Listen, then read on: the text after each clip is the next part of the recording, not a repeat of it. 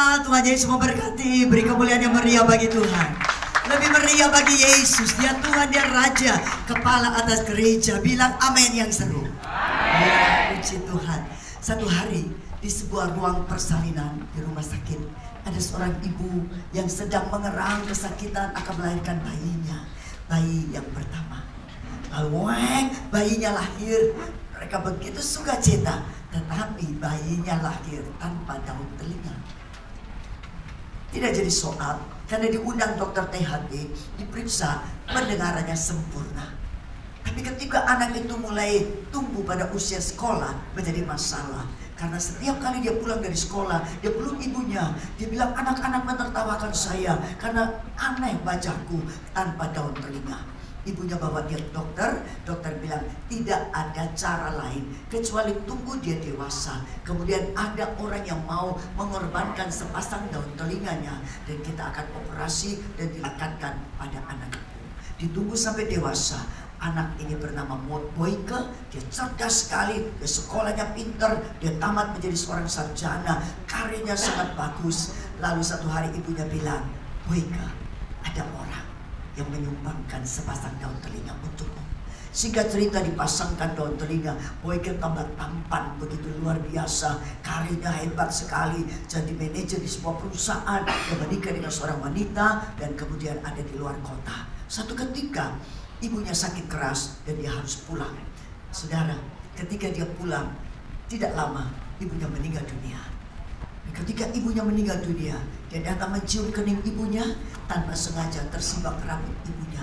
Dan dia baru tahu bahwa yang memberikan daun telinga adalah ibunya sendiri. Sekian lama dia tanya, siapa orangnya? Aku mau terima kasih. Ibunya bilang, orangnya tak mau dikenal. Ternyata ibunya mengorbankan sepasang daun telinga untuk Boyke, sehingga Boyke tampan dan Boyke berhasil. Boyke sangat punya peran yang bagus di perusahaannya dan dia berhasil. Bapak Ibu Saudara, pengorbanan seorang ibu karena kasih itu memberi. Yang setuju bilang amin. Hari ini saya mau katakan pada saudara, ada kasih yang lebih besar, yaitu kasih Allah. Alkitab mencatat semua manusia telah berbuat dosa dan kehilangan kemuliaan Allah. Tidak ada usaha manusia bisa membereskan dosa dan akibatnya. Harta kekayaan yang banyak, ilmu pengetahuan yang tinggi, kedudukan yang selangit, adat istiadat, nenek moyang, tradisi, amal, perbuatan baik, apapun yang kita upayakan dari hidup kita sebagai manusia berdosa, takkan pernah bisa membereskan dosa dan akibatnya kecuali kasih Allah saja. Bilang amin. Yohanes pasal yang ketiga pada ayat yang ke-16 menuliskan kepada kita, karena begitu besar kasih Allah akan dunia ini, sehingga ia telah mengaruniakan anak yang tunggal, supaya setiap orang yang percaya kepadanya tidak binasa, melainkan beroleh hidup yang kekal. Dia tidak tinggal bayi. Dia ditolak oleh semua rumah penginapan karena semua kamar telah terisi dengan penuh. Hanya kandang yang terbuka di mana Yesus dilahirkan, dibaringkan pada sebuah palungan, tempat makan binatang, dibungkus dengan lampin. Dengarkan saya, dia tidak tinggal bayi. Dia beranjak menjadi dewasa, mengemban misi Bapaknya, yaitu keselamatan seluruh dunia, termasuk saudara dan saya yang hadir pada malam hari ini. Saudara, dia pergi mati di atas kayu salib. Dia tergantung di sana dengan siksa dan dera, dengan cambukan saudara Romawi yang sekian ratus kali menghujani tubuhnya. Kepala dimahkotai duri, diambil pentumbuh, dipukulkan, duri menancap pada tulang kepala. Sudah putus nyawa, orang belum puas, diambilnya tombak, ditusuk lambungnya, mengeluarkan air dan darah. Dan Alkitab mengatakan kepada kita, mari kita buka di dalam 1 Petrus pasal yang pertama pada ayat yang ke-18 sampai ayat yang ke-19, dituliskan seperti ini. Sebab kamu tahu bahwa kamu telah ditebus dari cara hidupmu yang sia-sia, bukan sia-sia yang kamu warisi dari nenek moyangmu itu, bukan dengan barang yang panah, bukan pula dengan perak atau emas. Ayat 19, lanjut. Ya, melainkan dengan darah yang mahal, yaitu darah Kristus yang sama seperti darah anak domba yang tak bernoda dan tak bercacat. Dengarkan saya, satu hari saya menulis di sebuah di secari kertas dengan pensil. Tulisan saya salah, saya harus mengambil penghapus pensil untuk menghapusnya. Saya menulis dengan sebatang pena, lalu tulisan saya salah, saya harus mengambil penghapus tinta untuk menghapusnya. Kalau saya menulis di papan tulis, tulisan saya salah, saya harus mengambil penghapus papan tulis untuk menghapusnya. Betul, saudara? Ketika saya menulis di secari kertas dengan tinta, tulisan saya salah, saya ambil penghapus papan tulis untuk menghapusnya. Saya bisa bayangkan apa yang terjadi. Tulisan yang salah itu tidak terhapus dan kertas itu semakin kotor karena penghapusnya tidak tepat. Dengarkan saya, tidak ada penghapus dosa selain darah Tuhan Yesus Kristus saja, penghapus yang tepat. Kalau hari ini engkau susah, hari ini engkau sedang dalam kemalangan, hari ini engkau sedang dalam kerugian, hari ini engkau sangat tidak berpengharapan, dengarkan saya. Sekali Yesus sampai mati tetap Yesus saja, karena tidak ada penghapus dosa yang lain kecuali darah Tuhan Yesus Kristus. Beri kemuliaan yang meriah bagi Tuhan. Hanya darah Yesus. Alkitab mengatakan, lihatlah anak domba Allah yang menghapus dosa dunia lewat darah Tuhan Yesus Kristus. Itu yang pertama yang dia buat di kayu salib. Pertukaran secara ilahi telah terjadi di kayu salib. Semua yang buruk yang seharusnya kita tanggung oleh karena pemberontakan kita ditanggung oleh Yesus. Semua yang baik yang harus diterima oleh Yesus oleh karena ketaatannya diberikan kepada kita. Kita dibiarkannya hidup, yaitu hidup kekal oleh karena kematiannya. Yang berikut saudara, apa yang dia buat untuk kita. Yohanes 14 pada ayat yang ke-27 menuliskan seperti ini. Damai sejahtera ku tinggalkan bagimu, damai sejahtera ku berikan kepadamu, dan apa yang ku berikan tidak seperti yang diberikan oleh dunia kepadamu. Janganlah gelisah dan gentar hatimu. Saudara, ada yang gelisah, ada yang gentar. Ini dunia memberikan pernyataan-pernyataan yang sangat menggelisahkan saudara, secara politik, secara ekonomi, secara keamanan. Tapi dengarkan saya, Yesus namanya disebut Raja Damai. Bilang amin. Saudara, ada pameran lukisan, ada ratusan lukisan dipamerkan, tapi ada dua yang menarik karena ditaruh bersanding satu dengan yang lain. Judulnya sama, damai sejahtera. Yang satu melukiskan sepasang sejoli sedang menumpang sebuah perahu di atas sebuah danau yang sangat tenang, membiru pada permukaannya. Seorang mendayung di kiri, seorang mendayung di kanan. Judulnya apa tadi? Damai sejahtera. Tapi ada gambar yang kedua, judulnya sama, damai sejahtera, tapi lukisannya sangat kontradiksi. Ada angin, ada badai, ada topan begitu kuat sehingga ada sebatang pohon yang caranya mulai patah dan itu daun-daun kering mulai berguguran. Tapi di sebuah cabang pohon itu ada sebuah sarang burung. Dan di dalamnya seekor induk burung menaruh anaknya di bawah kepak sayapnya. Anak burung aman di bawah kepak sayapnya. Walaupun di luar hiruk pikuk angin topan, anak burung aman di bawah kepak sayap induknya. Pertanyaan saya, manakah menurut saudara adalah damai sejahtera yang sejati? Gambar pertama atau gambar yang kedua? Oh, kok pinter? Berarti saudara juga mengerti, ketika badai, topan, ujian, pencobaan datang bertubi-tubi dalam kehidupan saudara, silih berganti, kita masih bisa tetap damai sejahtera karena ada Yesus Kristus di dalam hati kita sekalian. Amin. Roh yang lebih besar yang ada di dalam kehidupan kita menjamin damai sejahtera itu ada. Amin. Yang kedua itu, yang ketiga, 1 Petrus pasal yang kedua pada ayat 24c bagian yang terakhir, kalimat itu penuliskan seperti ini. 1 Petrus 2 pada ayat 24 kalimat yang terakhir. Ayo multimedia lomba dengan saya. Saya baca kalimat yang terakhir. Oleh bilur-bilurnya kamu telah sembuh. Amen. Belum semua. Oleh bilur-bilurnya kamu telah sembuh. Amen. Saya mau saudara yang sakit pulang dengan sembuh. Amen. Saudara, pelayanan di tempat ini bersejarah, tak terlupakan. Satu ketika saya pulang dari persekutuan doa di Nogosari, sebuah desa 10 km dari Lumajang. Hari Senin, anak saya tak ada di rumah, diam sulung. Ketika itu kalau tidak salah usia SMP kelas 2 atau kelas 3. Di mana Sinyo, semua bikin wajah pucat. Singkat cerita, anak itu kecelakaan lalu lintas, dikonceng oleh seorang pegawai. Pergi rumah teman pinjam buku, ada sepeda kecil nyebrang, direm begitu, anak saya jungkal dan saya pergi ke rumah sakit. Di sini kelopak mata robek. Tunggu dokter sampai jam 10 malam baru dokter datang. Lalu ini dijahit, lalu dokter tanya, "Nyo berapa ini?" 2. "Ini berapa Nyo?" 4. Lalu dokter bilang, "Tidak boleh lebih dari 3 hari, harus dibawa ke dokter bedah syaraf karena syarafnya kocar kacir." Tapi saudara, besok dicoba untuk difoto di rumah sakit di Lumajang. Sore hari saya tanya hasil fotonya apa. Tak ada hasilnya karena waktu foto listriknya mati. Tidak ada genset. Besok dicoba lagi. Lalu hasilnya tempurung bola mata pecah. Makanya anak tak bisa merem. Mata sudah tertutup, yang satu terbuka. Karena tempurung pecah mendorong bola mata itu keluar. Tepatnya hari Jumat dibawa ke rumah sakit RKZ Surabaya. Dibawa ke Jalan Selamat 12 untuk CT scan. Hasil CT scan mengatakan pendarahan otak. Sabtu harus dioperasi. Saya tidak bisa lupa loh Om Edi. Hari Sabtu Minggu saya harus pelayanan KKR di Desa Pesanggaran di Gedung Serbaguna. Betul? Desa Pesanggaran, Gedung Serbaguna. Saya bawa tim musik komplit dengan alatnya. Saya bawa tim film untuk pemutaran film. Saudara, semua saudara saya kumpul di RKZ. Anak saya di kamar operasi. Tapi saya pamit kepada anak saya karena saya baca firman. Ketika Musa sudah tidak bisa masuk tanah perjanjian, Tuhan bilang, doakan Yosua. Lalu pokok pikiran bilang begini, di saat kita terjepit, kadang Tuhan mau pakai kita jadi berkat bagi lebih banyak orang. Itu membuat saya pergi. Ada yang bilang saya gila, ada yang bilang saya ibu tak waras, ada yang bilang saya berkedok pelayanan untuk pergi meninggalkan tanggung jawab anak. Saya tidak suruh ibu-ibu tinggalkan anak di kamar operasi, tapi saya pergi karena Tuhan yang suruh saya pergi. Saya pamit kepada anak saya. Dia bilang, mama jangan pergi, nyok operasi. Ini digundul total, saudara. Buka tempurung dari sini ke sini.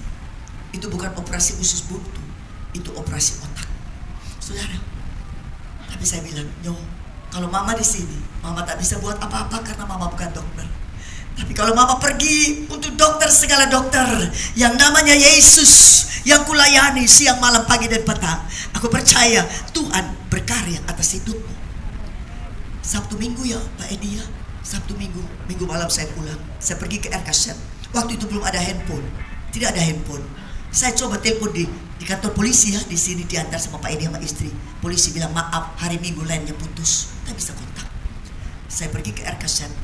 Di RKZ security bilang tidak ada jam busuk malam seperti ini. Saya bilang ada. Saya izinkan saya masuk. Saya masuk. Suami saya peluk saya, dia bilang, mama, 4 bag darah dipersiapkan untuk operasi. Tidak ada satu tetes dipakai. Karena dokter bilang anak ini cukup dengan darahnya sendiri. Saya percaya ada darah Yesus mengalir dalam anak itu oleh iman seorang ibu yang pergi untuk melayani Tuhan. Saudara dikasih oleh Tuhan, 10 hari anak itu sembuh. Tapi ketika dicek, melihat ke atas bisa, ke bawah bisa, ke kiri bisa, ke kanan macet. Aku minta tolong undang dokter ahli mata. Ketika itu dokter Kadi on the top di Surabaya. Dokter Kadi periksa selama 30 menit sampai 45 menit. Saya tidak punya doa lagi. Habis doaku. Mau ngomong apa lagi dengan Tuhan? Saya hanya berbahasa roh. Dokter bilang apa? Ini bukan bagian saya. Ketika bilang bukan bagian saya, lutut saya begitu lemah, saudara. Rasa tak bisa berdiri. Ini masalah mata. Tapi dokter mata bilang bukan bagiannya. Kembali saja ke dokter bedah syaraf. Karena syaraf yang nomor sekian lumpuh total. Kalau bisa berfungsi kembali, kata dokter itu, perlu waktu 6 bulan atau 1 tahun. Saudara dikasih oleh Tuhan. Anak itu jadi juling, tak mau sekolah. Kepala gundul, mata juling, jelek. Teman-teman datang menghibur dan dia sekolah. Saya bersaksi bagi kemuliaan Tuhan. 2 bulan. 2 bulan saya. Sebelum 2 bulan saya pergi ke sebuah gereja. Pendetanya bilang begini, kita akan mendengarkan firman yang disampaikan oleh Ibu Vivi yang anaknya kecelakaan dan kita doakan di tempat ini. Saya baru sadar bahwa ada banyak orang berdoa untuk anak saya. 2 bulan saja, kupanggil dari sebelah kanan dan kedua bola mata bergerak. Saya melompat setinggi-tingginya. Saya bilang, Tuhan Yesus, Engkau sungguh ajaib. Dulu ada mujizat, sekarang ada mujizat yang akan datang, tetap ada mujizat. Belum waktu untuk kontrol ke dokter bedah syaraf. Ku bawa ke dokter bedah syaraf. Ku bilang, dok, tidak perlu tunggu 6 bulan, tidak perlu tunggu 1 tahun. Sekarang anak ini bisa menggerakkan matanya sampai sebelah kanan pun bisa bergerak.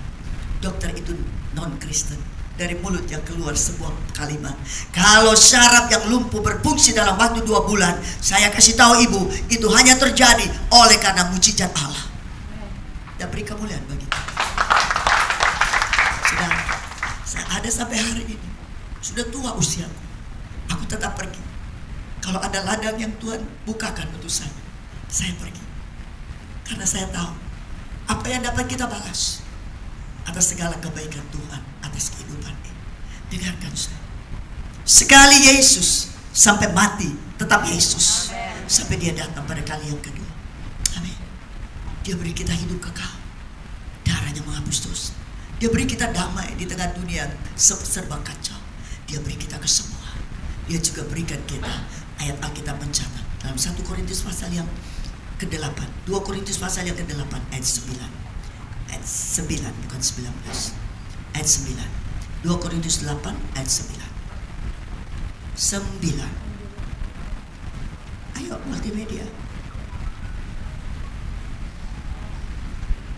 2 Korintus 8 ayat 9. Aku baca dari Alkitab.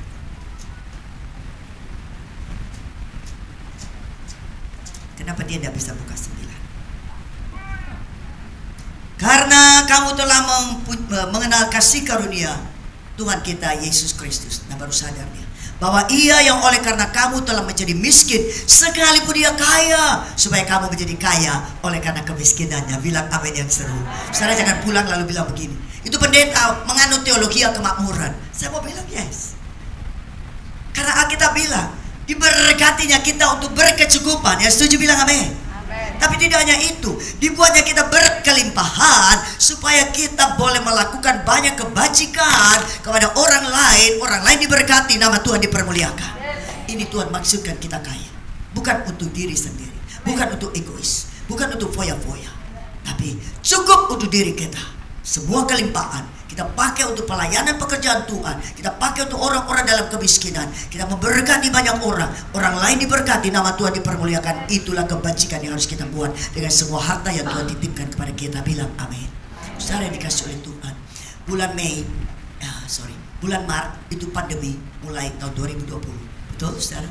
Dan bulan Mei tahun 2020 kami harus membangun sebuah gedung SMP Pelangi Kasih. Bukan untuk kemegahan, bukan untuk kemewahan, tapi dibutuhkannya gedung karena Dinas Pendidikan bilang SD dan SMP tidak boleh bergabung. Saudara yang dikasih oleh Tuhan, semua orang bilang kami gila, semua orang bilang tidak waras, kurang pertimbangan dan kurang perhitungan. Ini pandemi, kenapa kau bangun? Tapi kami harus bangun.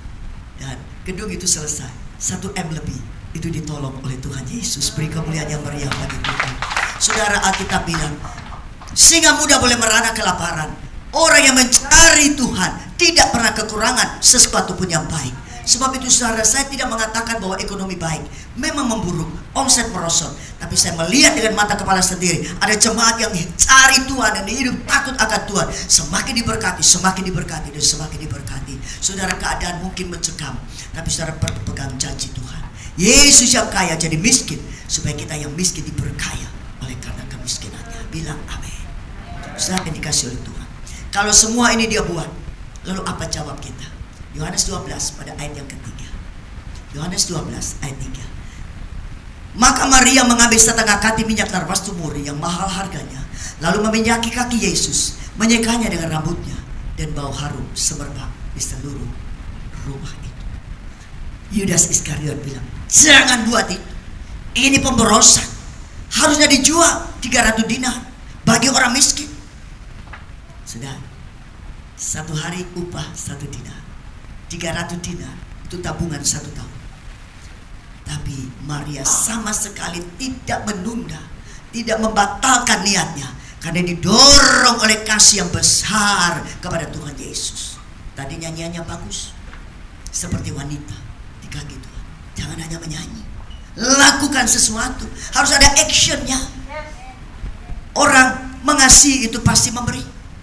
Orang memberi belum tentu dengan kasih, betul atau tidak? Bisa beri cari muka, cari nama, cari kedudukan, pamberi.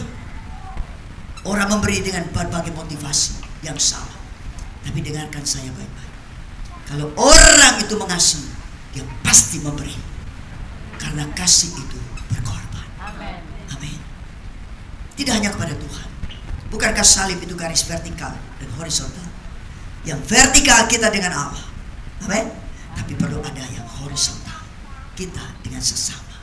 Alkitab mencatat, ini bukan perumpamaan. Saudara perlu dengar baik-baik. Kalau saya memberitakan ini, saya memberitakan serius, karena ini bukan perumpamaan. Ini bukan perumpamaan kedatangan Tuhan, bukan. Ini nyata akan terjadi. Yesus, Raja di atas segala raja, turun dalam kemuliaan yang besar dan para malaikatnya. Lalu apa yang dibuat? Apa yang terjadi? Seluruh bangsa datang menghadap kepadanya. Pertanyaan satu, kalau seluruh bangsa saudara ikut atau tidak? Seluruh bangsa saudara ikut atau tidak? Ikut. Lalu dia buat pemisahan. Shhh.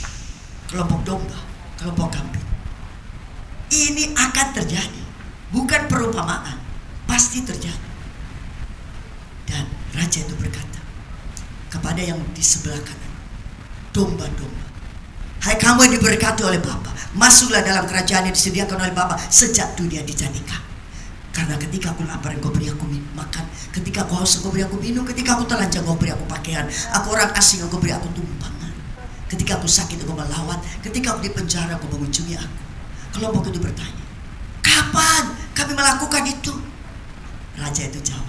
Mari kita lihat Matius 25 pada ayat 40. Dan raja itu akan menjawab mereka, aku berkata kepadamu, sesungguhnya segala sesuatu yang kamu lakukan untuk salah seorang saudaraku yang paling hina, ini kamu telah melakukannya untuk aku. Bilang amin yang seru. Beri kemuliaan meriah bagi Tuhan. Yang paling hina kau beri, engkau beri untuk Tuhan. Saya suka pakai perumpamaan ilustrasi orang kalau pergi pesta nikah bawa angpau. Ya Pak ya? Ya Pak ya? Bawa angpau. Satu hari aku pergi juga dengan suami bawa angpau. Suami bilang, piro angpau mama? Gopek. Suamiku bilang, ngawur kau mak. Lu kenapa ngawur? Ini Hyatt restoran. Hyatt bintang 5 kan suamiku. Aku tanya, mau piro? Suamiku bilang, cetel. Hyatt bintang 5. 2 minggu kemudian undangan lagi, teman itu pergi di ujung gang pakai tenda biru. Saya dan suami itu berjalan kaki. Suamiku tanya, sudah bawa apa? Sudah. Piro? Biasa. Tetap. Berapa? Dia ada ikut uang, dia tanya-tanya aja. Suami-suami kalau ada ikut uang, gak usah tanya-tanya. Suamiku tanya-tanya. Aku bilang biasa gopek. Ngawur. Aku bilang 2 minggu lalu kau bilang aku ngawur. Sekarang kau bilang aku ngawur. Lah ngawurku di mana? Saya tangkap di bawah tenda biru makan soto ayam yang cuma dagingnya tiga iris, lalu teh tawar setengah cangkir. Berapa pantasnya? Nah itu dia. Saudara mengerti ya? Saudara, saya mau kasih tahu saudara, kecil, hal sepele, ampau. Kita udah lulus. Saya ngaku, kadang lulus, kadang tidak lulus karena bocokku itu. Karena dia udah mati, ku omong lah, dia tidak bisa parah. Saudara, kita tidak pakai. Kita pakai pola dunia. Kaya kita kasih banyak. Kita bilang beri kepada orang kaya, merugikan diri. Seharusnya yang miskin kau kasih banyak. Ketika dia selesai pesta, dia ambil kalkulator, dia mulai hitung pemasukan pengeluaran, lalu dia bilang, puji Tuhan, Pak Po. Do you know Pak Po? Aku udah berutang. Saudara andil di dalamnya dan engkau dipermuliakan oleh Tuhan. Mengerti saudara? Yang di sini kambing pergi ke tempat yang disediakan untuk iblis dan para malaikatnya. Karena ketika aku lapar kau tidak beri aku makan, ketika aku haus kau tidak beri aku minum, ketika aku telanjang kau tidak beri aku pakaian, ketika aku orang asing kau tidak beri aku tumpangan, ketika aku sakit kau tidak melawat, ketika aku di penjara kau tidak mengunjungi aku. Kelompok ini bertanya, kapan aku dalam keadaan seperti itu dan aku tidak melakukannya? Raja itu jawab dalam Matius 25 pada ayat yang ke-45. Maka ia akan menjawab mereka, aku berkata kepadamu, sesungguhnya segala sesuatu yang tidak kamu lakukan untuk salah seorang daripada yang paling hina ini, kamu tidak melakukannya untuk aku. Bilang amin yang seru. Mulai hari ini ingat baik-baik, sudah berapa kali saudara merayakan Natal? Ada yang mungkin 30 kali karena sudah 30 tahun ikut Yesus. Tapi apakah engkau punya kasih yang memberi? Atau engkau pelit, kikir? Sekakar orang Belanda bilang ya, sekakar. Masuk boleh masuk. Ini wekku, ini wekku, ini wekku, ini wekmu ya wekku. Jahat. Saya bersyukur pada Tuhan. Anak kami punya hati untuk orang gila, untuk ODGJ. Dia pergi tangkap, dikasih mandi, kasih makan. Dan satu hari jemaat juga tiru, pergi tangkap juga, potong rambut, kasih makan, taruh di sebelahnya pastor. Dan sekarang kami punya gedung namanya Pondok Waras, menampung ODGJ. Sekarang ada sekitar 40 orang tampung di sini. Ini hati. Saya tidak sabar, saudara. Saya ngaku, saya tidak sabar. Anakku sabar untuk menghadapi orang-orang seperti itu. Saudara yang dikasih oleh Tuhan, ikut Yesus harus ada buah yang kita hasilkan, yaitu kasih. Kasih itu ada sukacita, ada damai sejahtera, betul? Ada api itu memberi. Kasih itu berkorban. Kasih itu tidak sombong. Kasih itu sopan. Amin. Kasih itu berkorban. Ada penguasaan dia. Buah. Kapak sudah tersedia pada akar pohon. Pohonnya tidak menghasilkan buah. Dia tebang, buang ke dalam api. Itu jangan terjadi atas hidup kita. Bukan berapa lama engkau ikut Tuhan, tapi apa yang engkau sudah buat, apa yang engkau hasilkan di hari Natal yang kau rayakan tiap-tiap tahun. Itu lebih penting. Amsal 19 ayat 17. Saya undang pemusik. Siapa menaruh belas kasihan kepada orang-orang lemah, membiutangi Tuhan yang akan membalas perbuatannya. Siapa kita bisa membiutangi Tuhan? Dia yang punya emas perak, dia yang punya segala seluruh dunia ini. Betul atau tidak? Siapa kita? Tapi ketika kita bisa memberi kepada orang miskin, kita sedang membiutangi Tuhan. Dan Tuhan tidak pernah berhutang pada kita. Amin. Dia akan balas segala perbuatan kita. Ayat paling akhir, Kisah Para Rasul 20 ayat 35. Saya undang pemusik, kita akan melakukan sebuah pujian. Saya tahu saudara tidak suka khotbah panjang pada hari Natal. Saudara lebih suka dengan atraksi. Saya penuh pengertian dengan saudara. Ya. Dalam segala sesuatu telah kuberikan contoh kepada kamu, bahwa dengan bekerja demikian kita harus membantu orang-orang yang lemah dan harus mengingat perkataan Tuhan Yesus. Sebab ia sendiri telah mengatakan, mari ucap bersama-sama kalimat yang paling akhir dengan suara yang paling keras. 2, 3. Adalah lebih berbahagia memberi daripada menerima. Bilang amin yang seru. Sekali lagi, sekali lagi, sekali lagi. 2, 3. Adalah lebih berbahagia memberi daripada menerima. Bilang amin. Mari berdiri bersama-sama. Dengan Tuhanku mau menyenangkan. Kita melakukan pujian ini. Ketika kita memberi, orang diberkati, hati Tuhan disenangkan. Dia tersenyum melihat saudara dan saya. Yang kikir hari ini tobat. Yang pelit hari ini bertobat. Yang egois hari ini bertobat. Ikut Yesus harus penuh kasih yang memberi. Tuhan, ku mau menyenangkanmu. Katakan, Tuhan, bentuklah hati ini jadi bejana, jadi bejana untuk hormat. Cemerlang, cemerlang bagai emas murni. Tuhan, ku serahkan hatiku. Katakan, semua ku berikan, semua ku berikan padamu.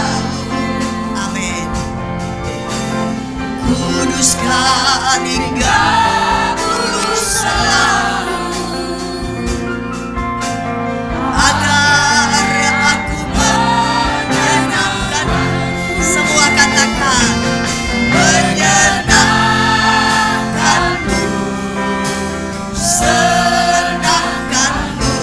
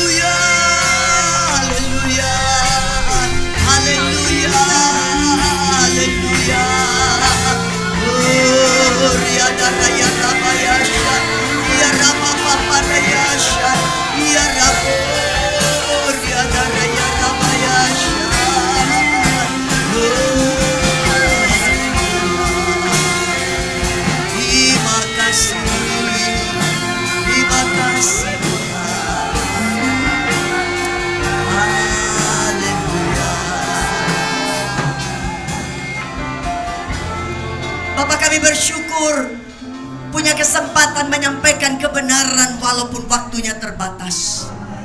Hamba meminta Roh Kudus teruskan dalam setiap hati, supaya benih ini boleh bertumbuh dan berbuah-buah bagi kemuliaan Tuhan. Kami tidak akan lagi hanya merayakan Natal, tapi kami mengalami Natal tiap-tiap saat dalam hidup kami. Kasih itu begitu bersemi dalam hidup kami, sehingga kami boleh memberi kepada orang-orang yang pantas untuk menerimanya. Dan nama Tuhan dipermuliakan. Dan Tuhan pakai kami untuk menangkan banyak jiwa bagi kerajaan surga. Terima kasih Bapa dalam surga. Hamba-Mu mohon, biarlah setiap yang mendengarkan firman tidak akan pernah mengabaikannya, tetapi mempraktekkannya di dalam hidup ini.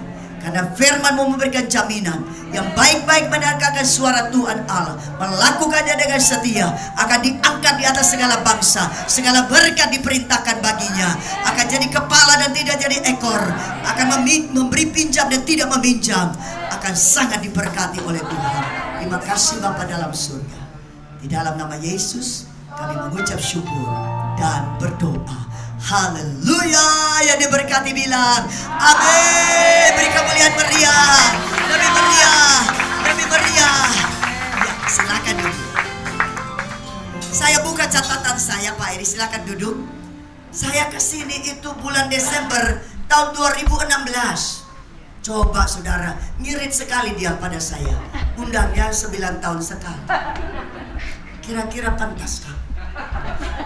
Terima kasih, saya tahu bahwa Tuhan yang punya waktu, dan selalu itu tepat bagi kita sekalian. Terima kasih Pak Edi untuk kesempatan ini. Terima kasih untuk panitia Natal yang memberikan kesempatan untuk saya bisa melayani pada malam ini. Tuhan Yesus memberkati. Sekali lagi kemuliaan bagi Tuhan.